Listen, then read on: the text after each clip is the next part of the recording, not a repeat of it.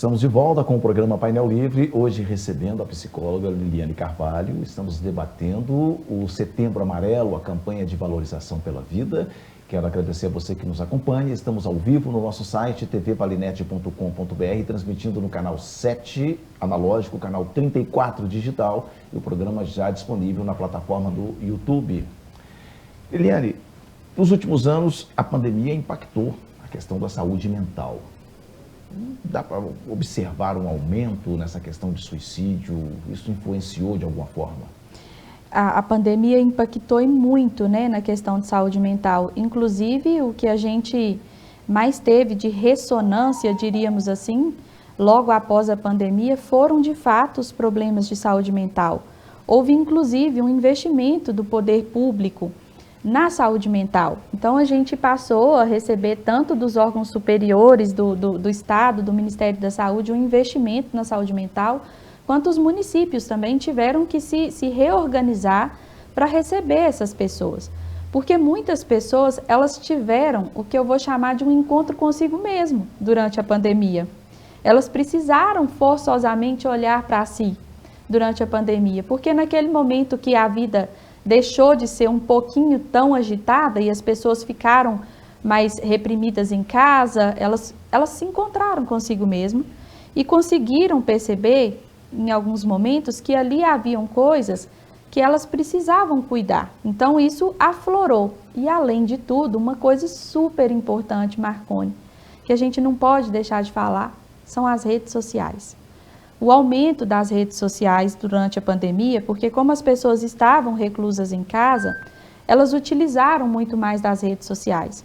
E quando você está ali na rede social, você se compara, você vê segundos de uma outra vida, mas que te faz pensar na sua. Além de que tudo na rede social é instantâneo, é muito rápido, e isso são fatores ansiogênicos. Então, fazendo uma analogia rapidamente para a gente entender, antigamente a gente tinha a fita, né?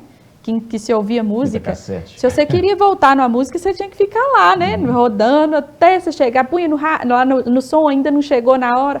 Hoje em dia não, com um clique você muda a música, você escuta 10 segundos de uma música e já muda para outra. Isso tudo são fatores ansiogênicos que afloraram as questões emocionais durante a pandemia, porque a pessoa estava ali em casa, na rede social durante muito tempo, ouvindo uma música já trocava. Isso fez com que as pessoas ficassem de fato emocionalmente mais instáveis e isso sim levou a muitas pessoas ao encontro com essas dores emocionais e consequentemente com o suicídio. E hoje a gente pode pensar assim, a pandemia, o caráter pandêmico, ele acabou? Acabou. Mas a gente tem, eu costumo brincar que a gente tem outras pandemias em decorrência da pandemia. Uma delas é a questão emocional, que ficou muito mais aflorada. A gente tem os resquícios que ficaram, que a gente sabia que uma hora ia chegar, a conta ia bater na porta e tá aí. As questões emocionais são um dos resquícios que ficaram da pandemia da Covid-19, sem dúvida. O aumento da dependência das redes sociais, né, acaba... E falando em rede social,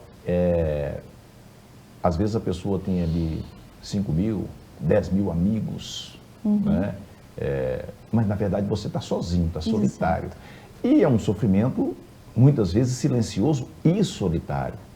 A minha dúvida é, existem canais, ou a gente pode criar canais, como é que a gente pode tentar achar uma forma dessa pessoa não ficar tão solitária? É o bom e velho convívio humano. Eu vou te dar um exemplo. Você falou de uma coisa super interessante. Hoje, a característica do bullying, o bullying que é tão falado lá nas escolas, durante a adolescência, ele mudou. Hoje em dia, os adolescentes, eles têm muito mais medo. Você sofreu bullying pessoalmente, para eles não é tão chocante. Porque quando o adolescente passa por um bullying, e é só ele, a vítima e o agressor, ele acha que aquilo vai ficar restrito ali e está tudo bem. Mas quando o bullying é na rede social, aquilo vai ser visto por várias pessoas. Então aquilo já é problemático para o adolescente. E aí ele se sente mal. E olha para você ver, olha o tanto que isso é danoso. Quando isso é pessoal, agressor e agredido, ele não se sente mal, porque ninguém vai saber. Mas quando é na rede social, como aquilo tende a se espalhar, aquilo causa mal ao adolescente. Então, qual que é o nosso movimento? Nós vamos ter que ir na contramão do que foi até agora. É voltar ao bom e velho convívio social. Sair da rede e ir para o convívio. Talvez essa seja a receita para a gente hoje, né? Isso aqui que nós estamos fazendo, nós estamos conversando entre nós, né? A gente poderia estar fazendo isso de forma online, não há nenhum prejuízo, mas o convívio social, a gente fez uma troca antes, a gente falou de outras coisas. É sempre muito agradável falar com você e eu sempre tenho perguntas para te fazer pela sua experiência. E é isso, sabe? A nuance do detalhe que está sendo perdida. E a rede social tem contribuído para isso. Tá, e quando alguém descobre, por exemplo, observa sinais. Alguém chega e observa sinais num amigo ou num familiar. O que ele pode fazer sem ser desrespeitoso, invasivo? Qual é a dica? Lembra da campanha de Setembro Amarelo desse ano? Busque ajuda. Se você observou que há sinais num amigo, num familiar, num vizinho, num colega de trabalho, você não se sente com habilidades para poder chegar até essa pessoa, você não sente que você tem as ferramentas que são necessárias para não ser invasivo, conforme o Marconi trouxe, você ainda assim pode buscar ajuda. Você pode conversar com outras pessoas, com profissionais, que seja no posto de saúde mais próximo da sua casa, ou que seja com algum profissional de saúde mental que você conhece, ou que seja com um meio oficial, que é o CVV, o Centro de Valorização da Vida, 188. Eles têm uma escuta qualificada. E pode ser que ele vai estar ali te orientando do que você vai fazer, de como que você vai sensibilizar aquela pessoa para que ela entre em contato com o CVV.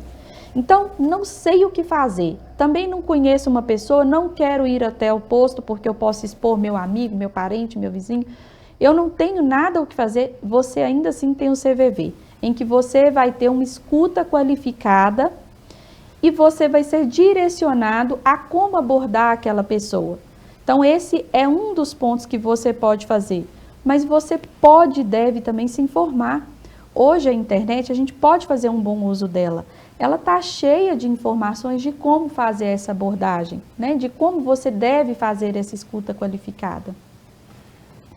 Na sua fala, me parece, me corrija se eu estiver errado, né? Me parece que, quer dizer, o ser humano ele sempre se adapta, mas me parece que os sinais emitidos é algo de uma própria defesa do corpo para a pessoa que está passando por essa dificuldade. Talvez ela está emitindo sem nem saber aquilo que está acontecendo, ou seja, a questão de sobrevivência, né? O próprio corpo, o próprio cérebro já emite esses sinais.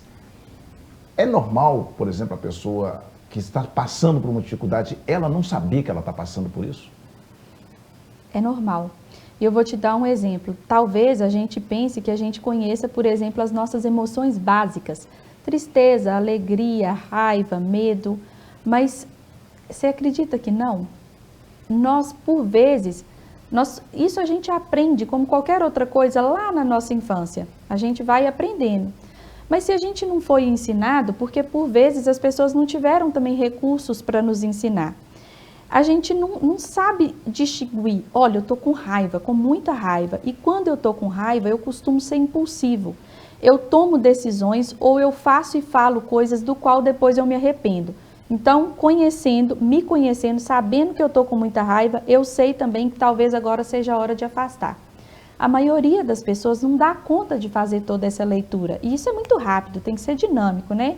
Na hora da raiva, explode, vai lá, fala, faz, já fez, depois se arrepende. Não tem como voltar atrás por vezes. Então, é assim também e já emite um comportamento, sabe? E quando a pessoa está com uma dor, porque o que a pessoa tem é uma dor muito grande. Ela, de certa forma, ela não consegue entender que aquilo seja uma dor tão grande e ela emite um comportamento de ir dando esses sinais, entende? Então, isso é muito sutil, a gente precisa aprender, antes de tudo, a entender quais são as nossas emoções, os nossos sentimentos, os nossos próprios pensamentos que corroboram para determinados comportamentos ou não. É uma cadeia de acontecimentos que te levam a um comportamento. Então, essa cadeia, essa dor, eu estou doendo, eu intensifico aquela dor com o meu pensamento e eu vou nessa cadeia de acontecimentos até levar a um comportamento, que por vezes seja externar isso. Vamos voltar a falar do Setembro Amarelo? Vamos. Você disse que o Brasil é um país campanhista. Isso. Né? E que tem dado muito certo as campanhas aqui no Brasil. Especificamente no Setembro Amarelo. É uma campanha que tem dado certo no intuito de diminuir o suicídio ou ela tem dado certo na questão de conscientização da população? Eu penso que a campanha do Setembro Amarelo, ela ainda é uma campanha recente. Se ela foi instituída no Brasil em 2010, ela ainda, se a gente for pensar, né, nas campanhas, a gente tem campanhas aí no Brasil que tem anos e anos. Ela é uma campanha recente e talvez ainda seja cedo para a gente fazer uma avaliação tão profunda. Mas eu acredito que simplesmente o fato da gente falar, da gente ter esse mês em que a gente possa abordar a temática e que a gente possa trazer as pessoas ao conhecimento de que elas podem pedir ajuda, de que há formas de se fazer diferente, de que há formas de prevenir, de que há formas de a gente tentar cuidar dessa dor por si só, já tem trazido um impacto positivo. Agora, o que a gente não pode fazer, esses dias eu ouvi uma coisa muito legal, que falava mais ou menos assim: em janeiro, Pedro sentiu medo, em fevereiro, ele sentiu dor, em março, ele sentiu tristeza, em abril, ele sentiu angústia, e ele foi emitindo isso todos os meses. Mas todos os meses isso era desconsiderado. Em janeiro, quando ele sentiu dor, alguém falou com ele: isso é bobagem, é falta de Deus. Em fevereiro, quando ele sentiu tristeza, alguém falou com ele: você está precisando de trabalho. Só que em setembro, todo mundo considerou que poderia ser alguma coisa. Mas em agosto, ele já não estava mais conosco. Então, o que a gente não pode é tratar somente o mês de setembro. O mês de setembro nós estamos fazendo a campanha. Não. A gente precisa tentar que talvez em setembro a gente impulsione isso. Mas a gente precisa estar atento à dor do outro em janeiro, em fevereiro, em março, em abril, até dezembro. É o ano inteiro. É claro que diferentes classes sociais vão resolver as questões de formas diferentes. Sim. Né? Uma pessoa que não tem muito acesso aos recursos, ela tem canais de ajuda aqui em Diamantina? Tem canais de ajuda. Eu digo mais especificamente as famílias, né? Sim. Hoje nós temos aqui em Diamantina, nós temos os postos de saúde que você pode dizer e falar da sua dor, tanto você que está sentindo, quanto as famílias. Você vai ser conduzido às equipes multidisciplinares, onde há a presença de profissionais de saúde mental. Essas pessoas, elas vão te direcionar, elas vão te acolher, elas vão te ouvir. E aí, eu vou sair do convencional um pouquinho, vou te dar um exemplo. O programa Mexa-se, nós temos relatos de pessoas depressivas, mas que simplesmente por passarem a pertencer a um grupo que é a vida, né? Assim, um grupo que está ali em movimento, que está tendo trocas, que tem profissionais de saúde mental, que está ali no cotidiano, que deixaram de sentir tanto aqueles sintomas de depressão quanto sentiam antes ao passar a participar desses grupos. Mas além disso, nós temos também a universidade como um suporte muito grande. Nós temos o CVV, para quem não quer procurar nada aqui em Diamantina, tem o CVV que eu falei mais cedo, que é o Centro de Valorização da Vida, é 188, é anônimo, que isso é muito importante, né, Marconi?